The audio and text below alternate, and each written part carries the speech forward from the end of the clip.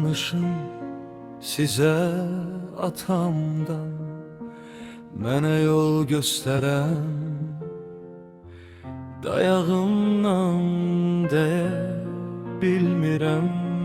Düyünlənir dilim, tutur ələdə, yuxumda əllərimdən. Atam mənim çox tez tərk etdi məni, uşaq qaldı İçimdəki səsim böyüdüm. Ata olsam da indi hələ də ehtiyacı var atama mənim. Atam mənim, atam mənim.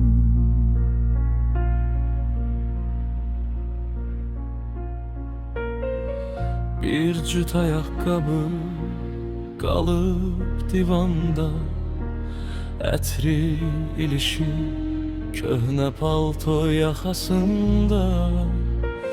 Hər məsləhəti bir ulduz göyümdə, çaşanda baxıram, tapıram özümü də.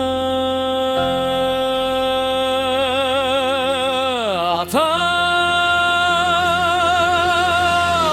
mənim çox tez tərk etdi məni, uşaq qaldı İçimdəki səsim böyüdüm. Ata olsam da indi hələ də ehtiyacı var atama mənim. Atam mənim,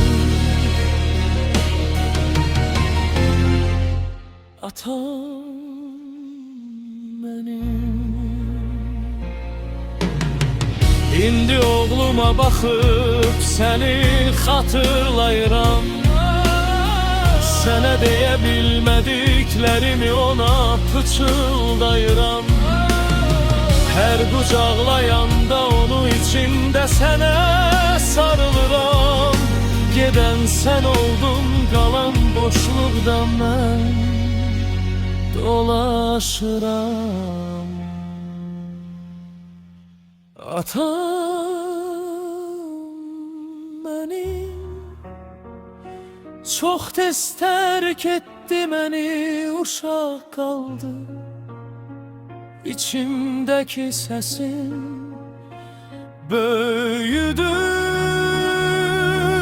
Ata olsam da indi hələ də ehtiyacı var atama mənim. Atam mənim,